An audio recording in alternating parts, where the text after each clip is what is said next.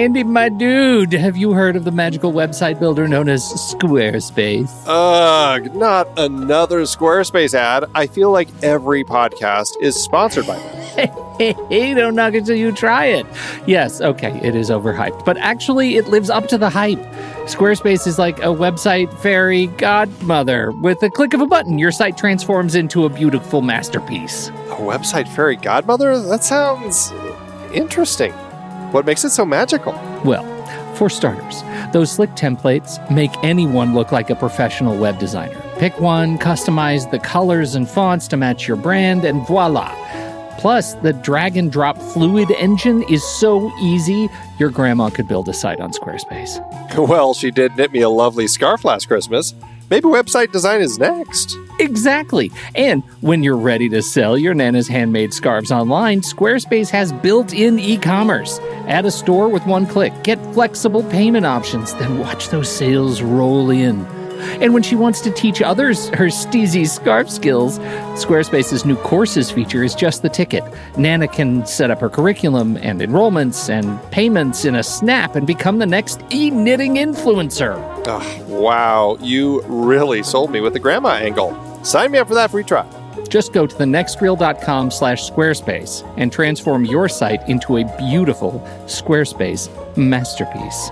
Well, thanks, Pete. Even though it's overhyped, Squarespace actually sounds perfect for Nana's site's needs. Appreciate the warning on the ads, though. I'll brace myself next time I listen to a podcast. Anytime. Let me know if you need any help getting that site up and running.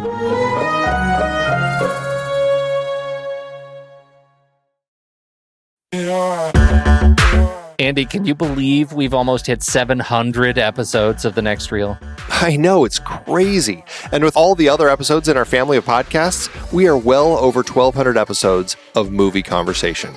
It's really pretty amazing that we've gotten to have these in-depth movie chats every week for over a decade now. And we couldn't have done it without our loyal community of film fans. Their support over the years has meant so much. For sure. That reminds me, we should give the merch store a shout out. Buying shirts from thenextreel.com/merch is a great way listeners can continue to support the show. Plus, they get to sport our great designs.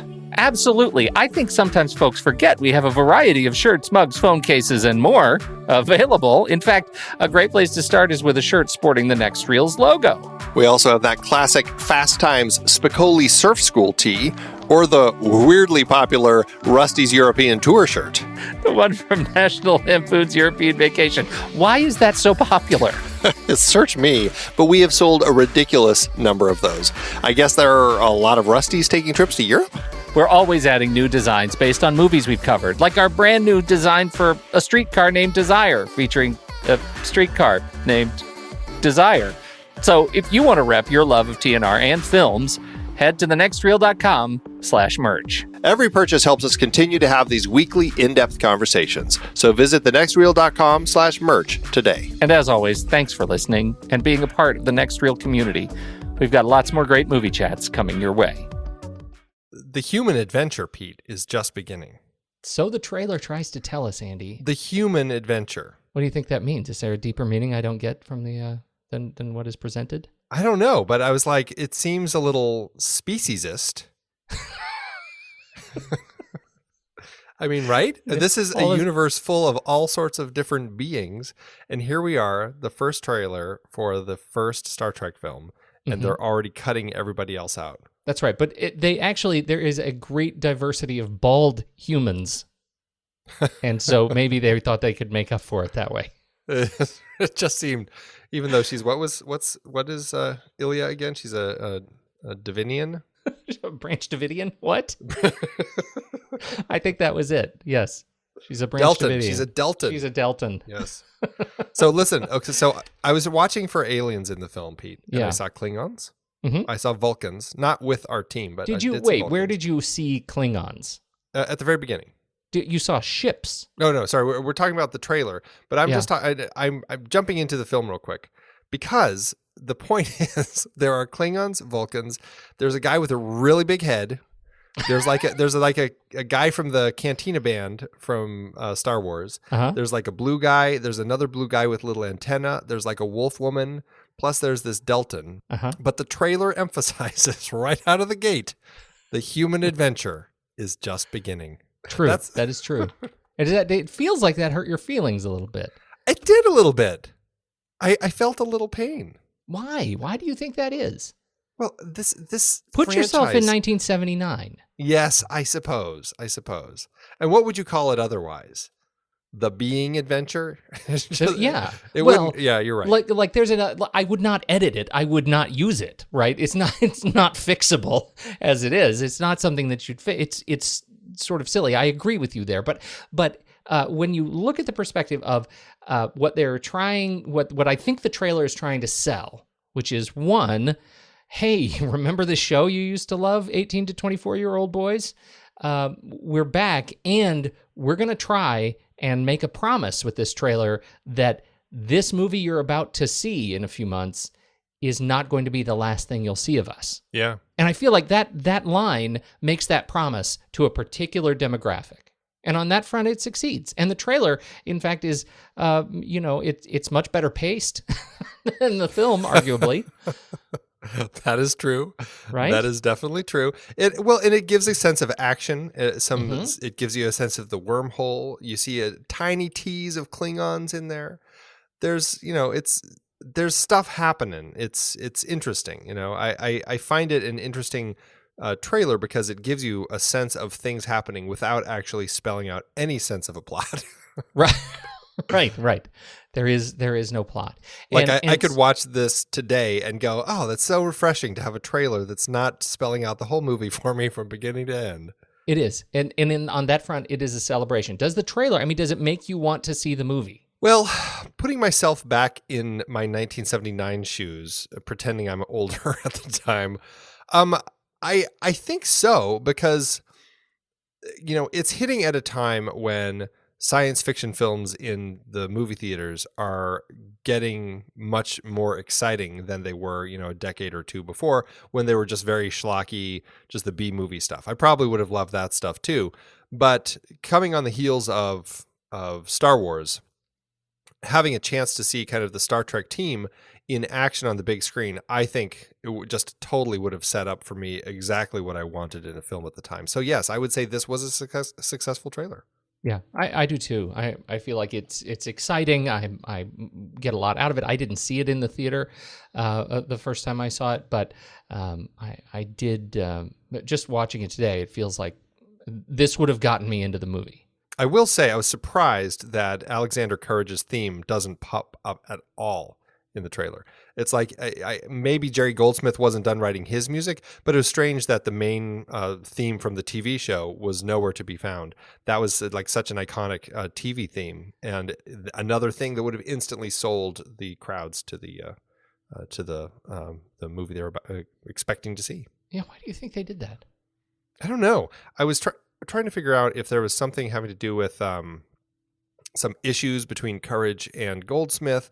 Reading about it, it didn't seem like there were any conflicts or anything. It seemed like everybody was kind of happy to be working together. So I don't know. It's one of those weird things. Unless it was as rushed as the film was. Okay. It arguably, though, if it was as rushed as that, it would have been so much easier to just use the original theme.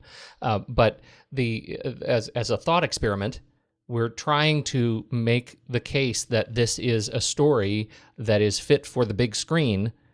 Don't you think the little screen theme might have dated it? Knowing what we know now, notwithstanding, right? Now we know that there's lore and that theme actually means something to people more than just, its 3-year run on television. That's all we had then. Really interesting point, especially because, and I heard some of the producers talking about this. No one could quite say if they were convinced it was true or not, but they were saying that they think this was the first film adapted from a TV show. Yeah, from a originally TV show intended script. Yeah, right, exactly. Or just any TV show that was then turned into a film. Yeah, that could have been a big fear. Yeah, that's actually a very valid point, that they might go, oh, we don't want people to think it's just a TV show on the big screen. Well, this is a big night, and I just want to say that here in the first, 6 minutes or so, I had a good point. Travel forward with us, 300 years into the future, to confront the greatest mystery ever to threaten mankind. We are aboard a huge starship called the Enterprise, This is the return of Captain Kirk. An alien object of unbelievable destructive power is less than 3 days away from this planet. Mr. Spock. I offer my services as science officer. Dr. McCoy. Scotty. And joining them on their mission, Commander Will Decker and Navigator Ilea. I'm sorry. That you left Delta 4? Or that you didn't even say goodbye? Get us back in impulse power. Full reverse. Wormhole distortion has overloaded the main power systems. Belay phaser order. This, then, is the epic journey of the Starship Enterprise, traveling to the outer limits of time and space to challenge a vast, living machine of destruction. The human adventure is just beginning.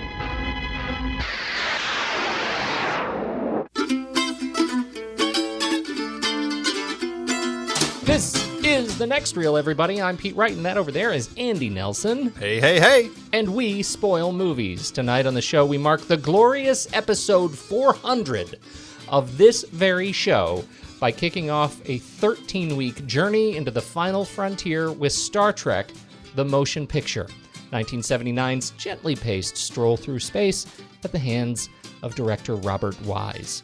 Before we get into that, you should learn more about us at thenextreel.com, subscribe to the show in your favorite podcast app, or follow us on Twitter and Facebook at The Next Reel.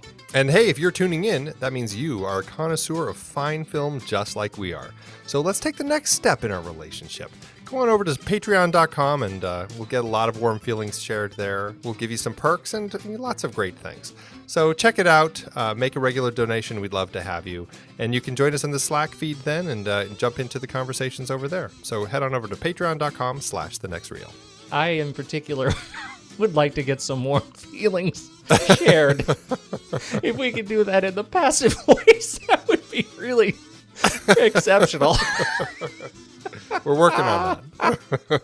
Andy, opening question for you. Yes. I've been thinking about this a lot. What is it, sir, that makes Star Trek Star Trek? That's a question I really should pose to you, because I think between the two of us, you're more the Star Trek fan, or I should say you're more the Star Trek connoisseur. I'm certainly a fan. I just am not as deep a fan as you. But that being said, it's an interesting question. And I guess for me, what I see as Star Trek is it takes the sci-fi elements that you get in some of the other sci-fi films and everything, and it kind of seems to take the science maybe a little bit more seriously. I know obviously there's a lot of stuff that's just as fantastical as Star Wars and other sorts of sci-fi films, but I think there's a certain level where it's a little more looking at things just a little more realistically. Yeah, I think that's probably true. There's a certain sense of we're going to find joy in administration, that you don't get really in Star Trek. We're going to take you to Starfleet and show people, at work, and that's not really something that you see so much in Star Wars. I would say I am more of a Star Trek person than a Star Wars person. Yeah. I am. I deeply enjoy Star Wars. I hope that has come across in our own conversations about Star Wars on the show, but I find I am more captivated by the stories that come across Star Trek, even this film, and this is a particularly divisive film in the certainly the cinematic canon, if all the shows notwithstanding.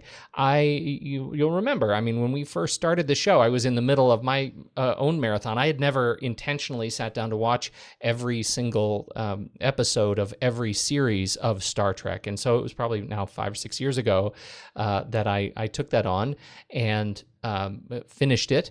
And a couple of the series I've done again as my kids have aged, and so I've seen them all. I would not say my knowledge of the shows is encyclopedic, right? I haven't sat down to study them, but I am deeply entertained by them. I love them. I love the characters, and I love this the intention of the show to celebrate the triumph of cooperation over individuality, that there is heroism in cooperation, in groups coming together and working together, and crews and teams trying to accomplish audacious things by everybody contributing, or more than just one hero coming up with the grand idea to save the day, or having some mystical power that will suddenly allow them to do things that they couldn't otherwise do. I feel like that's something that I really celebrate about Star Trek, that it's in the future and there's a lot of fancy technology, but generally the solutions to the toughest problems are not solved mystically. And that, I think, is important. And it's part of Roddenberry's sort of cultural subversion. I mean, at the time he was writing the television show, there was a lot that he was trying to get on screen that would not have passed the censors. And so that's sort of the lore of Star Trek. I find that really attractive, that it's pushing some of those boundaries in a way that makes it more culturally relevant over the years. I don't know. I'm rambling on now. What do you think? No, it's interesting. Roddenberry certainly is an interesting character, and just reading kind of through his history, I mean, he's, there's definitely things to like about him. There's definitely things to not like about him. But you're right. I mean, the fact that he really pushed with Star Trek and other stories, kind of everything that he was working on in Hollywood to kind of create a much more racially diverse projects and just more open to kind of looking at things in those sorts of eyes. I thought it was really interesting to read about him.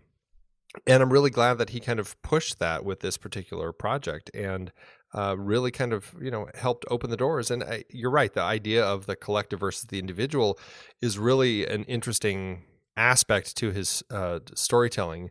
And I think it's also interesting to take a story like that and put it in context of a ship, right? Where it really is run by an individual. You have a captain helming it who really has to kind of stay as this individual while trying to manage this collective in a way where everybody still feels, they're part of a collective, and it's not just about the captain being the hero or anything. Although we certainly get Shatner as the hero in plenty of these stories that we'll talk about, but still, you know what I mean? Oh, absolutely. But I think that is one of the things that makes, Captain Kirk a compelling character. Whatever you want to say about Shatner and his performance, which, is fantastic. Who are we kidding? It's Shatner. But whatever you want to say about that, one of the things that I think is most interesting about his character is that it is the struggle, the inherent struggle of that character is, how do I run a ship and turn off, or at least sort of like mute those baser instincts to just be the egomaniac hero, right? That's so many of the conversations that he has with people throughout, not just this film, but others, are about him struggling with just that, right? How do you be the hero, but also run a ship that is heroic? Yeah, it's a really interesting aspect. And I think it's really smart to make it about this group, because you've got all these different people who have their own responsibilities and you're relying upon them. Kirk is managing the ship, but he has to rely on Spock to handle, the science bits. He has to manage or talk to Sulu to manage the navigation. They all have their own parts, and they're all critical in getting the stuff done that they need to be getting done. I think that is, it's a really interesting way to kind of set this up, and I think it works really well in context. And looking at this overall story, I think it's interesting to kind of look at how this kind of came off the back of this TV show that was, popular in the 60s and ran for 3 seasons. But when we jump into the movie, it's like, I don't know. It's an interesting setup where it's not really setting us up. I mean, we have to kind of walk in knowing who these characters are and knowing the relationship with this ship and just kind of getting a handle on it, right out of the gate, kind of, Yeah. Does it do that in a way that, or does it do it successfully? It's so hard to separate myself because I've seen so many of the old shows, and I actually started rewatching the old series again before jumping into this film. I mean, stepping away from the old series, it's like you start this movie and Kirk, you when he's introduced, it's set up in a way where he's no longer the captain; he's an admiral. And he's no longer the captain of the Enterprise. He's been on, living down in San Francisco for, it sounds like, at least 2.5 years. He has not flown any ships. Head of Starfleet operations. And then he is brought up to the Enterprise because they're having this issue with this presence, this alien thing that is heading straight for Earth. So yes, I think it does a decent job of setting up the story and the characters. We get a little bit that, this is a guy who used to be the captain. He's not anymore. Now he's got this Captain Decker, who's captain at the Enterprise. But then, Starfleet wants Kirk. It sounds like they want him, but it also sounds like he kind of pushed his way back into being captain of the Enterprise so that he could go kind of confront this thing. Which is great conflict there, right? Because Decker's backstory is that, he took over the Enterprise retrofit, where, and we don't know retrofit from what, right? It was yet another time the Enterprise was blown up. We didn't actually see it. Or is it just, the 5-year mission was over, everybody came back and it needed to be retooled. Whatever the case is, Deckard had a deep connection to this Enterprise, and that created some great conflict. But here's an interesting thing to this specific question about character setup that I think it's a data point. The year that Star Trek the TV show was canceled was the last year that television ratings were measured in raw numbers. Did you know that? No, I didn't. Like Nielsen? Yeah, let's say, I'm actually... Or whatever it is? Yeah, whatever it was at the time. It was called at the time, which means when you saw ratings for a particular television show, it was just one big number, 3 million people watched this show at that time, but we didn't know who they were. The next year after Star Trek is canceled, they start measuring by demographic. And suddenly, out of nowhere, 18 to 24-year-olds are a representative audience that matters. And suddenly, as they push Star Trek into syndication, which it should not have gone into syndication, there were not 100 episodes, which was the low bar that had to be met in order for a show to get pushed into syndication automatically. Paramount put it into syndication, and suddenly they realized, holy cow, we just thought we had low numbers, but it turns out the number that matters, we had it. We had it, and that is what drove, what certainly contributed to the discussion of bringing Star Trek back. And in this case, there was discussion about doing it as another television show, not directly a film. But I thought that was a fascinating sort of, I guess, technological data point that really, you could argue, contributed to saving Star Trek. It was interesting how much they would tap into the audience that that loved Star Trek. I mean, I read something about how when there was talk about not having a second season, Roddenberry had all these university students. He would talk. I mean, there were these conventions already going on at the time, and he would talk to them and get them to go and pick it out in front of Paramount. And so, yes, there was a season 2, and then yes, they did it again, and there was a season 3, and then things kind of tapered off, and they didn't get any farther than that. But they really seemed to connect with their core audience, and yes, it grew exponentially when they started in syndication. But right out of the gate, it's so interesting to me that this was a Roddenberry and his team somehow recognized that there was this power with this particular project that drew people to it, and was something that they could tap into to kind of continue to build upon it. And I think that's so interesting. And then when they realized, wow, going into syndication and this, we can really tap into this 18 to 24-year-old market that really could help us grow it and use that to kind of continue it. It's so fascinating to me. So, of course, what came out of that discussion was the potential of a new show, the continuing voyages of the Starship Enterprise in the form of Star Trek Phase 2. And they had sets, and they had scripts coming in, and they had, interest. They were building, they had a crew. You search YouTube, you've got all the documentary footage of behind the scenes of Phase 2. And at the time, there was some consternation around what they wanted to do with this property. And what's your sense of how we went from Phase 2 to the motion picture?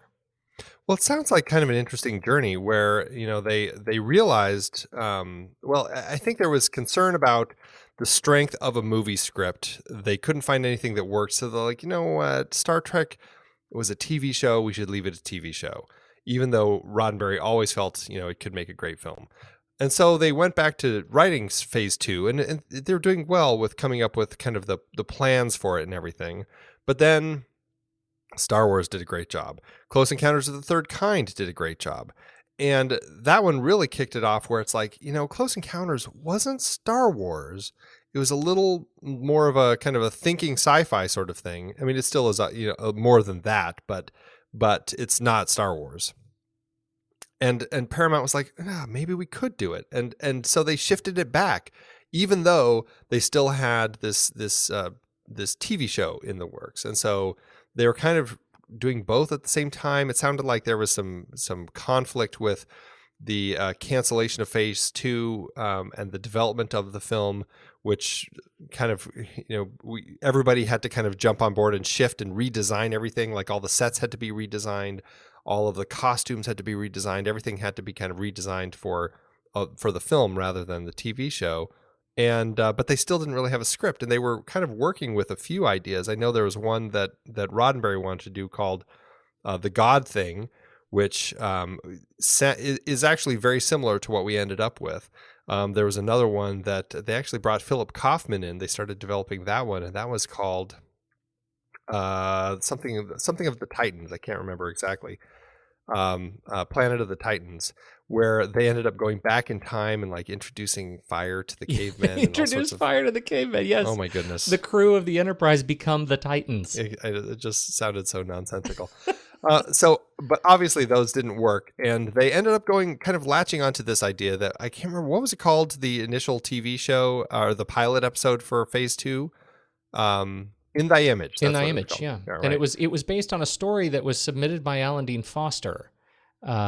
And it was a V'ger story, but if I understand it correctly, instead of V'ger, it was NSA. Correct. NSA. Yes. For NASA. And interestingly, it's also very similar to an episode of the TV show called The Changeling, which is, it's so similar. It's like they find this thing floating in space called Nomad, and it's this kind of pod that speaks to them, and it's this robot and everything, or this machine, and it's looking for its maker, and they end up having to destroy it before it destroys them. And it's just like, gosh, this is clearly a theme that Roddenberry really wanted to pursue at some point in a feature film. Yeah, and one of the things I love so much about the show in particular is the way the story of Star Trek: The Motion Picture ends up not only leveraging the scripts that came before it, but paying off in so many subsequent films and the other TV series. In fact, so many of the scripts of the canceled Phase 2 series ended up being reworked for the Next Generation. So essentially, what you're getting in the Next Generation, at least seasons 1 and 2, I think many of the stories were intended for Star Trek Phase 2. And I should add, just as an aside, if you search for Star Trek Phase 2 on YouTube, there's a YouTube channel with a whole bunch, I'm guessing, fan-made full-length episodes of the Star Trek that would have been Phase 2, and it's really interesting. I watched some of them today, skipping around, but they very much leverage the original, trying to make the effects look as if they were, original effects. The sets absolutely look like the original sets. It really is to pick up the next 5 years with a new cast. Wow. Yeah, it's really interesting. Yeah, Star Trek probably also is what spun off fan-made films and fan fiction, because there's plenty of it out there. The script was ultimately written by Harold Livingston and Roddenberry, but I think, in some of the behind the scenes, the way Livingston tells it, man, does he carry all the water on this script, and seems kind of curmudgeonly about it. Yeah, it's kind of funny because listening to people talk about it, it's like Livingston wrote a draft and then Roddenberry rewrote it. And then Livingston rewrote that and then Roddenberry rewrote that. And they fought all the time and nobody could, there were producers trying to hold their hands together so that they could work together, but it never quite worked out. It's like, oh man. My life was so hard, and Roddenberry, my life was hard. I had 5 weeks. I had to write this thing. And of course, Roddenberry had already passed away during that interview, so who's there to correct him? The script is interesting, and I think this is where, well, obviously the direction, Robert Wise' direction certainly plays into this, but what's your sense of the script and how it is paced? It's hard to say that with the film as it is, because the film pacing has to be different than the script pacing. The effects and the effect sequences throughout the film can be glacial at times, and I don't think the script worked quite that way. I think the script probably moves at a much better clip, but I think, the thing about what I find interesting about what these guys did in the script is they build this antagonist that we have here, V'ger, that is all dead set on coming and destroying Earth because it's trying to find its maker. And if its maker is not going to answer, then it's going to blow everything up. So it's this great antagonist. And Star Trek does this a lot where you have an antagonist that is all set to destroy things. But instead of just being kind of the black hat, white hat sort of protagonist, antagonist story, what it evolves into is this thing where it's like, hey, as the protagonists, let's try to understand what it is about this antagonist and what it's trying to do, and then work to make a plan and see if we can fix things. And I found that really interesting in this script is that these guys ended up trying to stop V'ger. They saw what happened when other people tried to stop it. And so Kirk, they figure out this plan to kind of go along and start talking to V'ger and figure out what it needs and what it's searching for so that they can actually resolve the conflict without having to destroy anything. It's really kind of an amazing thing that you do get. And it's going back to the conversation at the start here about what's different about Star Trek and what makes Star Trek Star Trek. I think that is a very big thing where we have these elements where they put it into the script where it's not just about good guys getting rid of bad guys. It's about, dealing with conflict in a way that makes us all better in the end. Yeah, I agree. And even when they're doing things, which we'll talk about in a few weeks, they're doing things that are really and ultimately absurd. They're still doing it with that same intention, right? That when you apply the contributions of the many, right?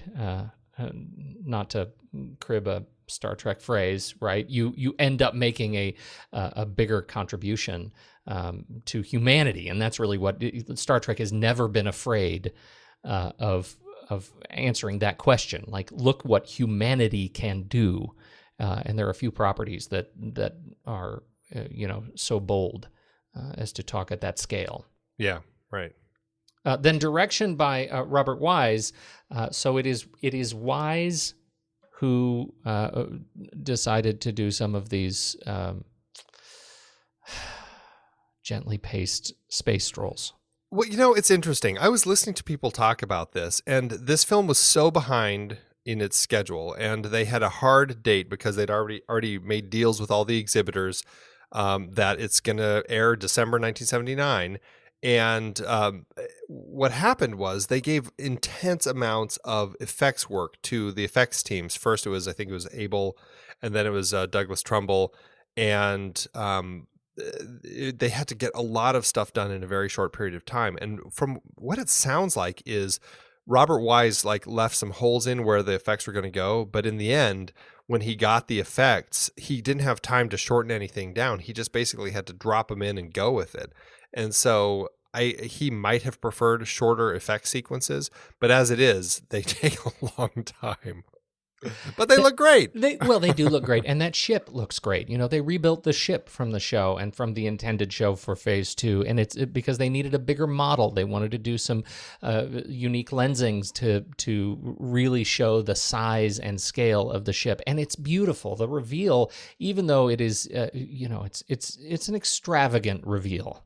As Kirk is in the shuttle flying. I mean, I think they do a full 360. I think they go They do. They go. It's and the way that scene ends is it's I don't know if they were trying to be funny about it, but as Kirk turns around and says, well, there you go then, it's like the weirdest line to end. I don't remember what the exact line was. Well, not to mention, isn't there like a wider shot of the ship from the side, and you see one of those little astronauts doing a flip, like doing a cartwheel? I was like, what is he? Woohoo! Yeah.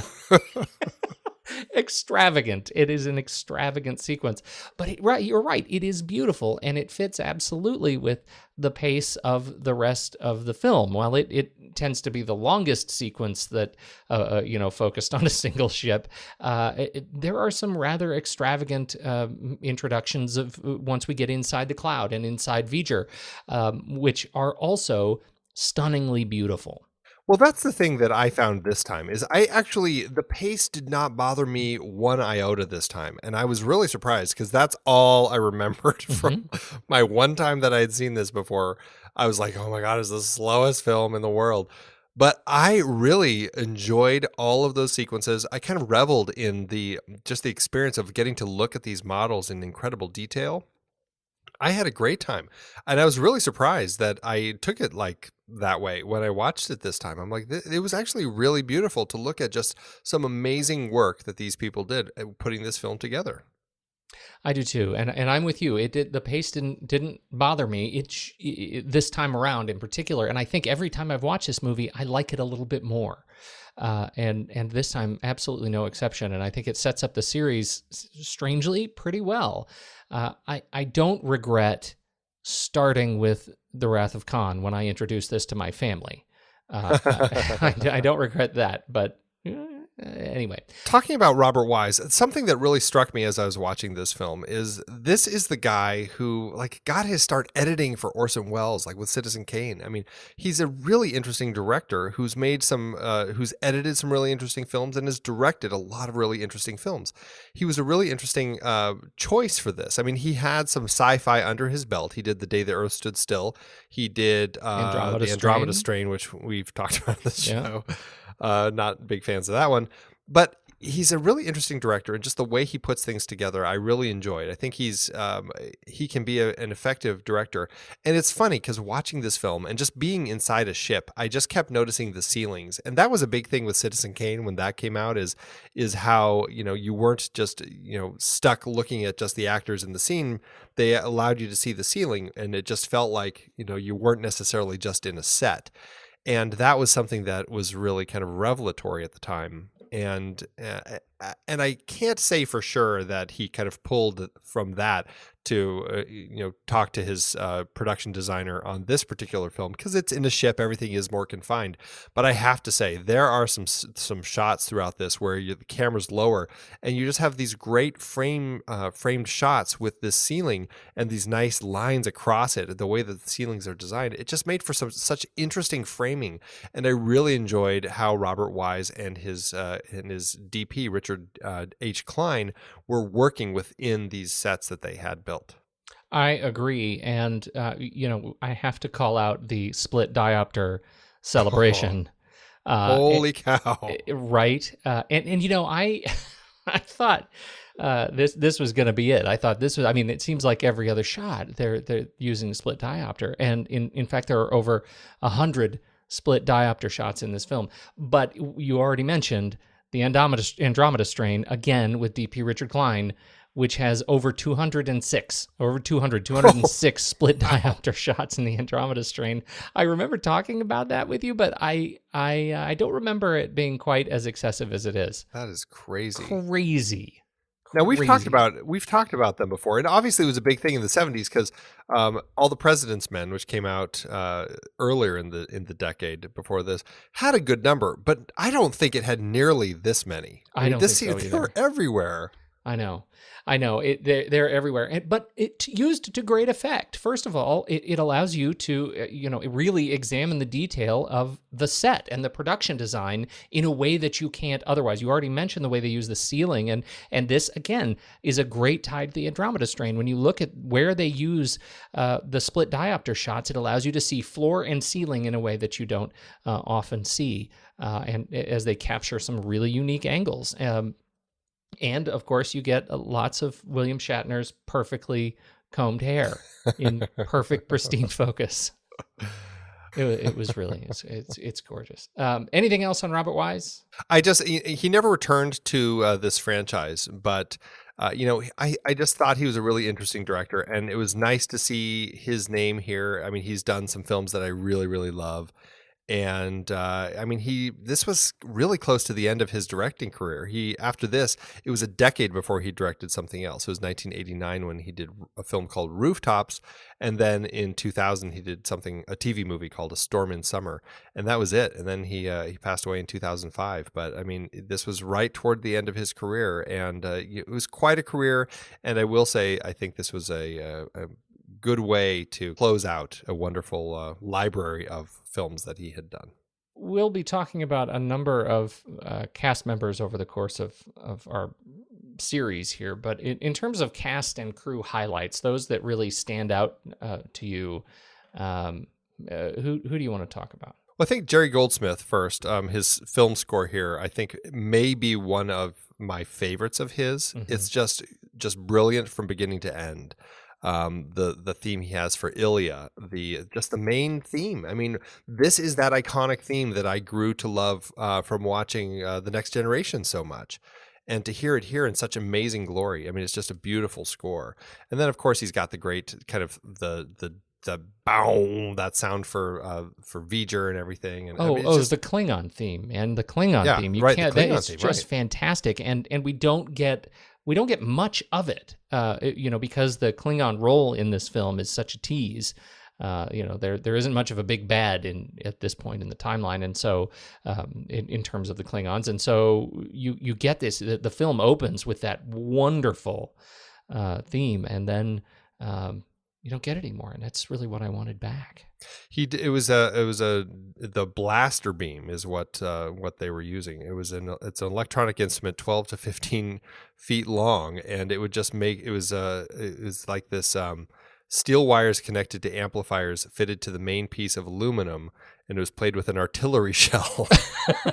That sounds like the strangest instrument, but it gives such a great sound. And yeah, I think that Goldsmith brought so much to this franchise, and it was a shame he was gone from it for such a long period of time, but great that he did get to return to it. We'll talk about that when we hit those films. Absolutely. So Jerry Goldsmith is one. You've already mentioned the effects team, and I think between Douglas Trumbull and John Dykstra was on this, and Sid Mead did some designs, right? The connection. This again to the connection between the folks who were on and had left ILM on working on the Star Wars films. There you see a little bit of Star Wars in this Trek. And Close Encounters, I think that has a lot more with it, because just the way that the ships all had kind of a real much more physical presence, and just the lights and everything. I don't know. I definitely see a lot of that in this. And those guys who were working on those particular films right around this time, I think they had tapped into kind of a core essence of sci-fi of the time, and they brought a lot to the table with what they did here. Persis Khambatta, you wrote on the list as somebody you wanted to talk about. She plays Ilya. Yeah, she never returns to the franchise. She's just an interesting person, just reading about her. And she was Miss India in 1965 and Miss Universe also. And from that, I guess it just kind of led to some acting and everything. And she ended up, she did her Bollywood debut in 1967 and went on to do a number of things. But this ended up being the film that was her most recognized performance as the Deltan navigator, Lieutenant Ilya. And she did actually shave her head for this. Robert Wise said, you're going to have to shave your head. And she had no issue with that. She was fine doing it. And I thought that was just fantastic. Interestingly, this is just an odd side note, she was the first Indian citizen to actually present an Academy Award the following year in 1980 after this. And I mean, I will say, I was so connected to her character in this film. I don't know what it was, but I think it was something about just the emotion. My emotional draw went to her in this film. And I guess that's why I wanted to bring her up, because she's only in this franchise this one time, But for me, this time when I watched this film, I feel like she really made this film for me. I didn't find that same connection to her in particular. I mean, I understand the role, but it was really difficult for me to separate what I want out of the crew, and Sure. I couldn't stop thinking about why isn't Chekhov sitting in that stupid chair. I know that must seem really petty, but that's what I kept thinking about. And so even today, I as I watched a little bit back of the film just this morning, I'm thinking, okay, let's go ahead and get her digitized so we can move on. That's so funny. Move it so on. sad. Well, I mean, Chekhov, yeah. and here is a shortcoming of the film. I never once found myself really attracted to the relationship between Deckard and Ilya. Right. No, There's I didn't supposed either. to be some sense of Yes. tension and romantic tension, that they had something and now it is lost, and that never really played out for me. That was something that never worked for me that much either. I mean, it's interesting setting up kind of a backstory between Deckard and Ilya, but it's a weakly setup. I appreciated that it's there. I would have liked more, because obviously it ends up playing a very critical role in the climax of the film. Yeah. Persis Kambata died very young. She was 49, right after her last role, Not a Nice Man to Know, a TV series where she played a guest. I don't know what that's all about, but that's very sad. Yeah, she died of a heart attack. Very sad. Yeah. All right, so let's dive into a particular scene that really says something specific about the film that you feel like makes the movie what it is, or is representative of what the film is. And the scene that we have selected is scene 140. That's right. It's only because I have the script open. It's interior Kirk's quarters. It is a scene between Captain Kirk, Dr. McCoy, and Willard Decker. Do you want to set it up?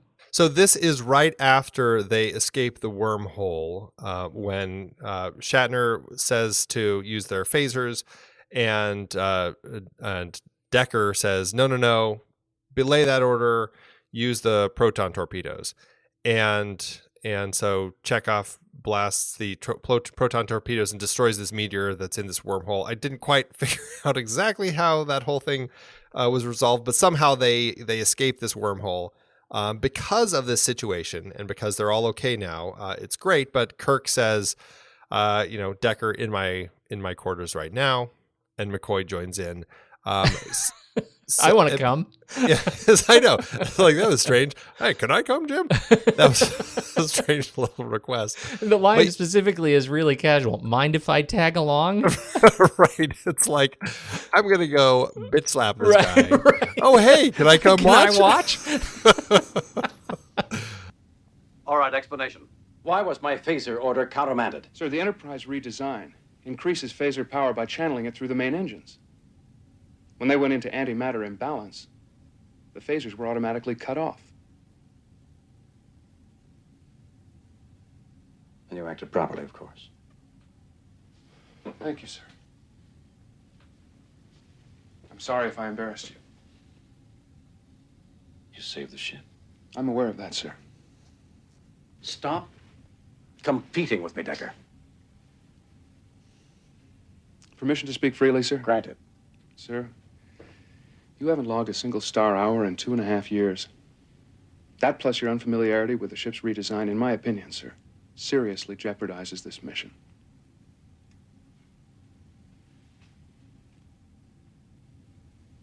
I trust you will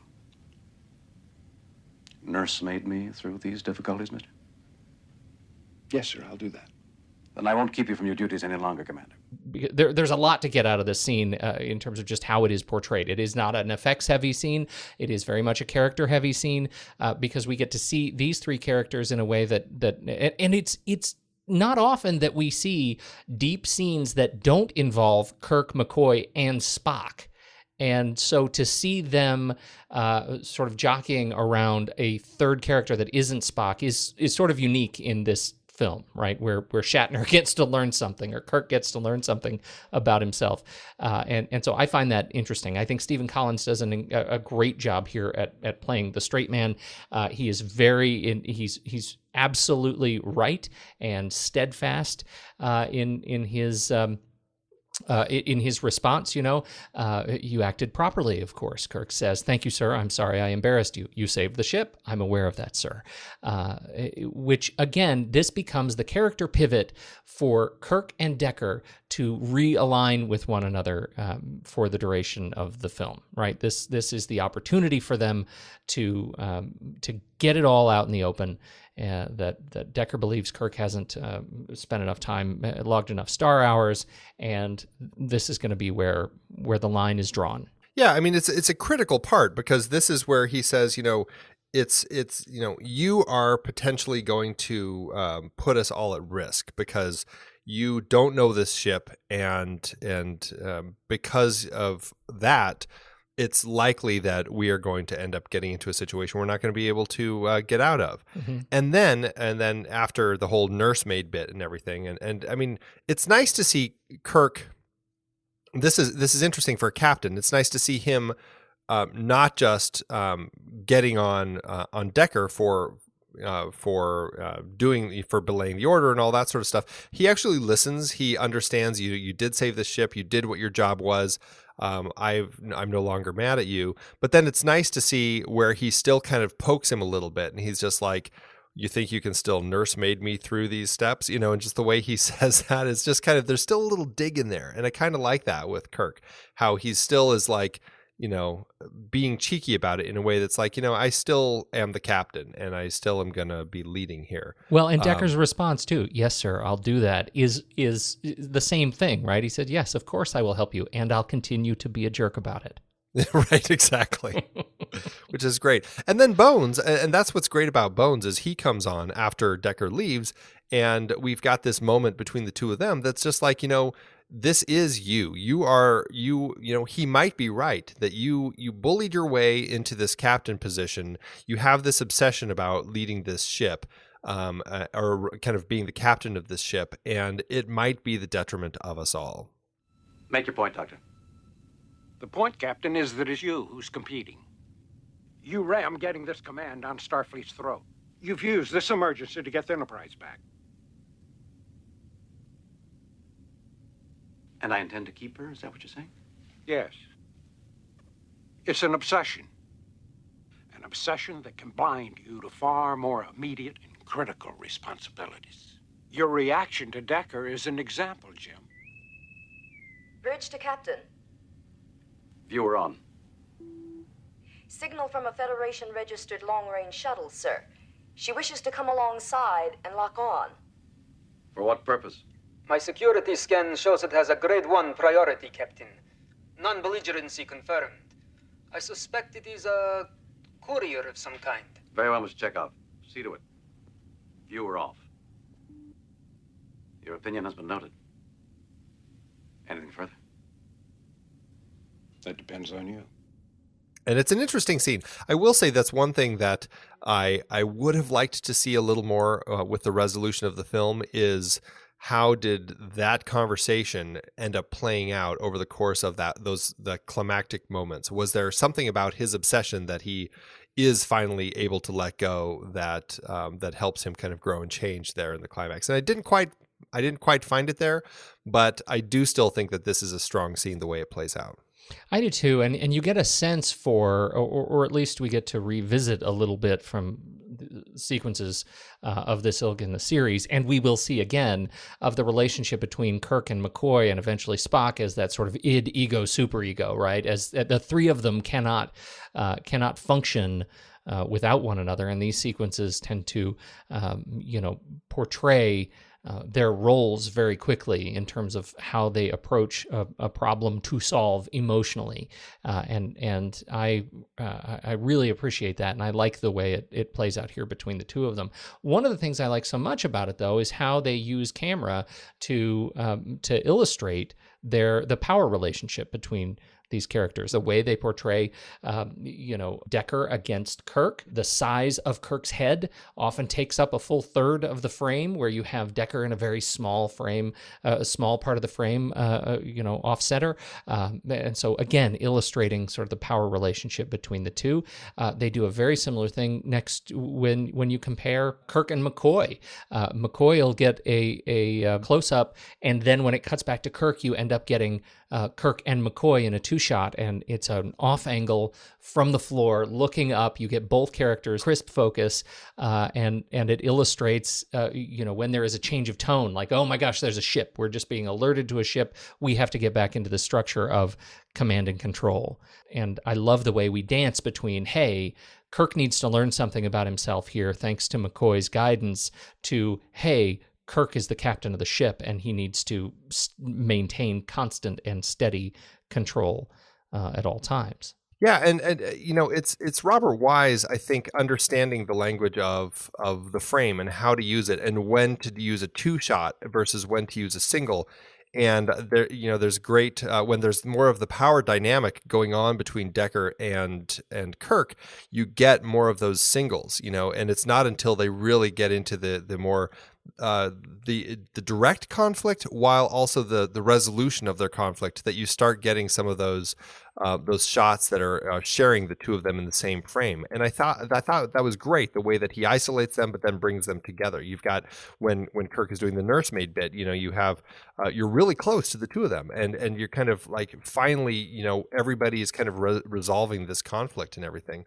But likewise at the end of this bit, when Bones and Kirk are talking, and first of all, it's that bit starts off with this beautiful shot where you're parallel to the two of them and they're equals. And it was like, what a great way to start that off, showing that these two are at this particular moment, they're equals with one another. And I was like, that's a brilliant way to do that. Before you then kind of go to those low shots and you get those fantastic just diagonals from the ceiling that kind of continue that conflict. And then you come back to going to the singles again. And then Bones has that last line of his where he's just like, that depends on you. That depends on you. Yeah, that's it. That is great. And what's great about those last moments is they're all isolated shots. You just get single characters after another shot of that kind of parallel, equals shot. And it's not just that they're singles of Bones and Kirk, but in framing them, you're pushing them to the side of the frame. And generally when you frame a character, you have them, for instance, if the character is kind of on the left side of the frame, they're looking to the right. Their eye line, the space is in front of them. What they do here is they push the space to behind them, which just builds so much more conflict in the frames with these two characters for both Bones and Kirk. And then Bones walks out, and you're left with this incredible still shot of Kirk just standing there as these pale, or these dark glass doors close, leaving him just like this dark figure. I mean, it's just a beautiful way to end this in isolation. One thing I do have to say, where there's a break in this where we have a break where Uhura and Chekhov come on the view screen. Right. And it's the most awkward blocking of the sequence. Don't you find? It is very strange. What happens is the view screen comes on and Kirk walks over to the wall where he's standing next to this giant view screen, and he turns his body so he's like 3/4 or more facing away from it, looking down over his shoulder at the screen. It is a full-size screen. He should be standing on the other side of the room. It is a very strange over-the-shoulder shot from McCoy looking at Kirk as if he is a weatherman. Right, you expect him to be gesturing on the yes, screen, and here's where Chekhov would have a mustache. Right. Okay. It's interesting. I mean, watching the scene, and obviously there's an interruption in the middle of the scene where it cuts to Decker as he leaves, and then he and Ilya have a little conversation. But just taking this scene as a whole, minus that, I mean, it's 30 shots that convey a lot of really interesting information about everything going on with these characters. 30 shots. Do you did you time it out? I did. The average shot length over on Cinematrix, the average shot length of the movie is 5.6. I don't know that we need to dive too deeply into this until we get to some of the later Star Trek movies, it felt to me largely, I think, influenced by the overall pacing of the film. Like I would have expected that number to be much higher, right? On the order of 6 or 7 seconds per shot. But it was not. And in fact, spoiler, the Wrath of Khan gets longer. What? Yeah, it's really interesting. Yes, it is. I don't know if I understand that. I'm curious to see how that's going to work out when we talk about it next week. But, it's such an interesting scene. And this is something I enjoy about Star Trek is you get these scenes like this. There's no music in it. The music is only in the cutaway when we go to the scene with Decker and Ilya. And there's hardly any camera movement other than a few little tilts of the camera as a character as generally Kirk is walking to or from the camera. That's it. Otherwise, it's camera's very still. Yeah, it's locked off, right? I mean, essentially, right. We're in some key positions and we just jump back and forth between them. I agree. And what's funny is they make this an interesting and dramatic sequence that is essentially an HR intervention. Right, exactly. Right? Only in Star Trek. But it's very critical because this sets up everything about Kirk in this position where he's just like, I have to watch myself because maybe I am obsessed with this ship. Maybe I am in this position where I am not looking at things the right way. And like I said, it could have built a little better in the resolution, but still it gives us a sense of who he is and how he has to lead, which I think is great in context of the film. I absolutely agree. How did it do at award season? Well, this was not something that really drew a lot of awards, although it did get 4 wins and 19 nominations. At the Oscars, it was nominated for Best Art Direction, Set Decoration, but it lost to All That Jazz. It was nominated for Best Effects / Visual Effects, but lost to Alien. And it was nominated for Best Music Original Score, which lost to A Little Romance by Georges Delerue. So, unfortunately, it didn't take home any Oscar gold. But it was also nominated for the Worst Picture at the Stinkers Bad Movie Awards. I wonder if that's kind of a precursor to the Golden Raspberries. But luckily it lost, I guess you would say, to Nightwing. So, I haven't seen Nightwing. I haven't either. I'm not sure I want to, knowing that it won the Stinker. Well, so it didn't. It wasn't a big award draw, but how did it do in the box office? Well, Gene Roddenberry's theatrical vision of his universe started with a budget of $15 million, which was pretty big for the time, but it actually ballooned to $35 million with it sounded like additional marketing costs kicking the budget up to a reported $46 million. That's about $152 million in today's dollars. At the time, this was really interesting. It was actually the biggest budget ever spent on a film. And I don't think they were planning on that. But it did become that. That at the time, this was the biggest film budget ever. The movie opened December 7th, 1979. It had no movies to compete with for its opening weekend. And it shot to the top, breaking the box office record at the time for the highest weekend gross. I think it beat out Superman, which broke that record the year before. Made $82 million domestically and $58 million internationally for a total of $139 million or $460 million in today's dollars. So pretty good. It was less than what the execs at Paramount were actually hoping for, but luckily for all of us, still profitable enough to continue the series. That being said, it did hold the record for the most tickets sold for any film in the franchise until the 2009 reboot. And of course, from our point of view, as we always say, it did end up with an adjusted profit per finished minute of $2.3 million. Wow. Most tickets sold for any film in the franchise. That surprises me a lot. Right? Especially in the era. Like, how does that compete with The Wrath of Khan? Like, I can't rationalize that. It kind of boggled my mind when I saw that statistic, but I don't know if people just went to it. And I mean, they obviously had to keep going back. So I don't know. In closing, I will say, I really liked this movie, Pete. Yeah. I wasn't expecting that at all. Like, I was really floored by how much I got into this film. It felt so different from the other Star Trek films. It really felt like a pensive, thoughtful science fiction story, and I really enjoyed it. I enjoyed all the elements of it, and I was just really kind of wrapped into it from beginning to end. So I think it's a great way to start this series. That doesn't surprise me that you like this. Like when you actually sit down to watch it with intention, this really is. If you take away the Star Trek and just make this another movie about a team slowly and deliberately trying to solve a problem with the God thing, this is totally your kind of movie. I mean, really. It's just with strap a bunch of Star Trek on it, and so it shouldn't be a surprise.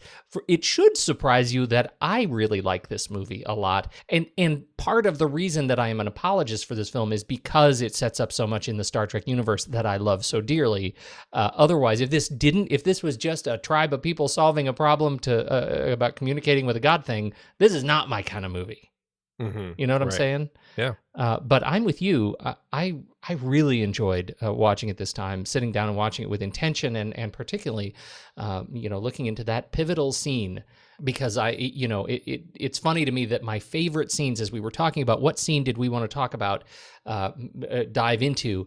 My favorite scenes in the film are the human scenes, right? They're the scenes they're the character scenes, not the particularly sci-fi scenes. Something else that I found very interesting. You started your family off watching Star Trek 2. My kids had never seen any Star Trek before, and they kind of settled in at various times and started watching this. My daughter kind of walked away early on, but my son was riveted from beginning to end of this film. And then tonight, both kids were like, "Oh, let's put it back on, and we want to finish watching it." It's like, who are these kids? They both want to watch Star Trek: The Motion Picture.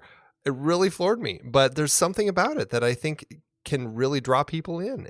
There's something I think more to it than I never gave it credit for. Yeah. So I think its reputation is sort of preceded it in an influential way, and I think to its discredit. I think the film is it's better than people give it credit for, and I am really glad that we are doing this series and that we sat down to watch it again. I think it's probably time for us to rank it. Let's do it. Head over to flickchart.com/thenextreel. You'll see our list of films that we've talked about on this show over the last many years, and then you can add it to your list and see how it lands on your collection. Just swipe over in the show notes. You'll see a link to Flickchart. Just tap that. It'll take you right to the movie. You won't have to do any searching at all. There you go. Andy? All right, first up, we have Star Trek: The Motion Picture or Hot Fuzz. I'm going to say Star Trek: The Motion Picture. I still have to go Hot Fuzz. Okay. I'm sorry. And so it begins. Big money, no whammies. Come on. All right, you ready? Uh-huh. 1, 2, 3. Rock. Paper. Rock. Oh, thank goodness. That's Hot Fuzz. I know. And you know what? In terms of, it's the legacy, man. It's the legacy. This is a vote of legacy. I get it. Okay. Star Trek: The Motion Picture or Fargo? I got to say Fargo. Okay, I'm going to say Star Trek, and I don't care who wins. Okay. Mm-hmm. Right, ready? 1, 2, 3. Scissors. Paper. Oh, man. Wow. Oh. Well, all right. Well, here we go. Star Trek: The Motion Picture or Aliens? Oh. I'm definitely Aliens. Yeah, I'm Aliens. You got to be Aliens. Yeah, I'm definitely Aliens. Okay, there you go. All right, Star Trek or The Shining? I'm actually going to say Star Trek. Star Trek, really? Oh, good. Okay, good. I was going to just let you have it, but all right, Star Trek. I'm surprised because I probably would put The Shining on first, but yeah. I don't know. I found Star Trek really enjoyable this time. So, Star Trek or National Lampoon's Vacation? Talk about kicking off franchises here. Franchise starters. I am. What would I put on first? I have to go with Vacation. I just my history with that film. And just. All right, you can have it. Okay. Star Trek or Sweet Smell of Success? Boy, that's a good one. I think I'm Star Trek. I think I am too, actually. Star Trek or Kramer versus Kramer? Both from 1979. Yeah, I'm Star Trek. I want to say Kramer versus Kramer because that really hit me this time. But I'm going to give you Star Trek, even though I'd pick I'd say Kramer versus the Kramer. I don't think you would. I think that you're kidding yourself. Maybe I am. I don't know. Okay, well, that's it. Star Trek, the motion picture, shot up to number 50 on our chart. Wow. Number 50 out of 310. That feels about right.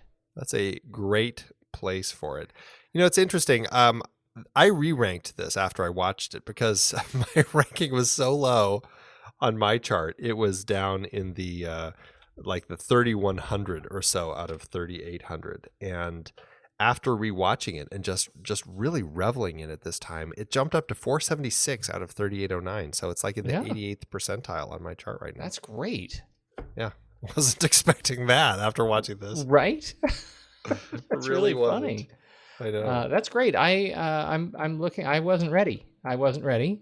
And so I don't know where it is on mine. Let's see. So I Star beat you. Trek, the motion picture. And so on my flick chart, I don't have as many movies as you do. I have 996 movies. And this one is 132 on my flick chart. So what's the percent on that?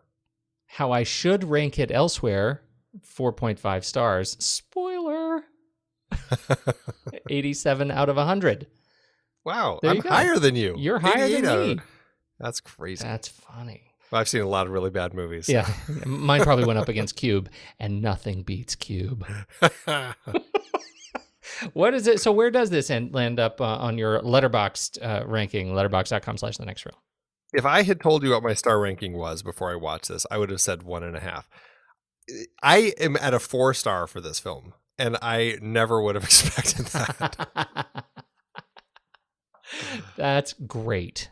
Yeah, I really just am so happy that we're doing this series because if for nothing else than to have rewatched this film, because this is just I think it's just really one of the Star Trek masterpieces. I can't believe I'm saying that, but it's true. Either. I am really stunned. I am stunned by this. I am probably predictably a 4.5 star because I just said it. I'm 4.5 star and a big fat juicy heart on this film. And there are absolutely some 5-star Treks in my collection, and this one, you know, the little things like just some little things. The relationship between the Ilya and Decker just didn't play out. There were some of those character things that didn't hit home. That knocks a 0.5 star off. But generally, I am really glad we watched this film again. I have a great new appreciation for it. Absolutely, me too. Well, where do we go from here? Well, this we didn't really mention, but this did spur quite the franchise, Pete. And so we are going to be talking about the next one in it. We're going to be jumping into Star Trek II, The Wrath of Khan next week. Cannot wait. We get some pew-pew shoot-'em-ups. We should tell people who are kind of tuning in and want to get the backstory that they should go back to Star Trek and watch Space Seed. Space Seed. That is the episode that kind of helps set up this particular storyline. It's not necessary, I wouldn't necessarily say, but I think it definitely helps you understand the backstory. I think so too. And, a young Ricardo Montalban. Very good, very exciting. He is very exciting. This is going to be it's going to be a fun one to talk about. I for a long time this was my very favorite Trek film. It's not anymore. Star Trek 2, but it's up there pretty high. So I look forward to talking about that. I think that's all we have to say, Andy. I think that's it. Episode 400 in the can. That's right. That's right. Thank you, everybody, for downloading and listening to this fine episode of the Next Reel Podcast. When the movie ends, our conversation begins.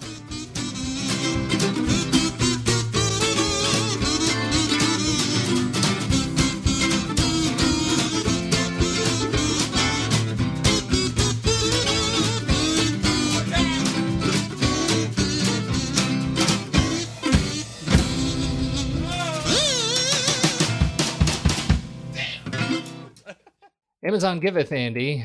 As Amazon always doeth. Oh, man. This is one of those. This is one of those where reading the 1 stars after really expressing our love for the film, it hurts my heart. It's true. It does. especially these anonymous ones. I have one from August 29th, 2016 by Amazon customer. And, oh dear. This was a terrible movie, and I can only hope that people in the 80s enjoyed it more than I did watching it this week. This is a great 30 to 45-minute story told over a painful 2 hours of sloth-like story progression and endless long shots of vessels approaching one another. It was like the director took 45 minutes of story and stuffed it full of painfully drawn-out approach shots. The movie will put you to sleep. Thank goodness that Wrath of Khan saved the movie franchise. Ouch. The curse of the approach shot. That's right. That is right. I think it's pretty safe to say, Pete, that most people who complain on Amazon are complaining about the pacing. Yeah, I think that's true. I think that's pretty much it. Including this person who says, this person whose name is Yep Yep. I did pick somebody who was not anonymous. Yep Yep said, terrible. Literally nothing happened in the first 20 minutes. I'm fine with the old school graphics, etc. It's an old movie. But watching these guys stand there, smiling at the Enterprise for 15 minutes, watch the teleporter for what seems like forever, it was just dumb. Plus, Shatner has on an amazing amount of makeup and has zero sense of humor that we have all come to know and love. Ouch. Yeah. Hit on the Shat. Yeah, you don't want you don't want to hit on the Shat. No, you don't. Oh, man. He will come and get you. It's the Baba Shat. Baba Shat. Is that like the Babadook? Yeah. The Baba Shat is under your bed.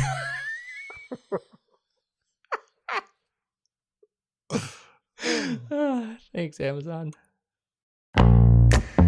It's hard to believe that we have been having in-depth weekly conversations about movies since 2011. You're telling me producing this show week after week requires a ton of work behind the scenes.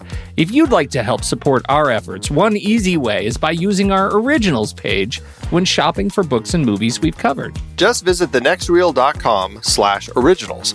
Your purchases made through our links give us a small commission at no extra cost to you and allow us to keep having these great conversations. I was so excited for our big Star Trek film franchise series this season. All those movies adapted from Gene Roddenberry's original 1960s TV show. As a huge fan, I know that you geeked out over analyzing the adaptations. Absolutely. From the motion picture to the Kelvin timeline films, seeing the Enterprise cruise on the big screen was a dream come true. Our list of source material isn't just all books and plays. We have the original series in our list of source material. You can rent the episodes to watch and enjoy and support the show in the process. For our Millennium Trilogy series, we covered films adapted from the original books that launched Lisbeth Salander, The Girl with the Dragon Tattoo, The Girl Who Played with Fire, and The Girl Who Kicked the Hornet's Nest. As much as I love Fincher's version, the original Swedish versions are the way to go. We also did our Die Hard series in Season 7. I can't believe Die Hard and Die Hard 2 were adaptations. Two of the greatest action movies ever. Well, one of them at least. The other is awfully fun, though. We revisited the classic Mary Poppins for our 1960s movie musical series. A spoonful of sugar always helps the medicine go down. Old Boy was intense for our Park Chan-wook Vengeance trilogy. And East of Eden and Giant were highlights of our James Dean series. And a fun time travel mind bender with Predestination to cap things off. Find all the books behind these adaptations and more at thenextreel.com/originals. Dive into the source material for your favorite movies. Check it out today, thenextreel.com/originals.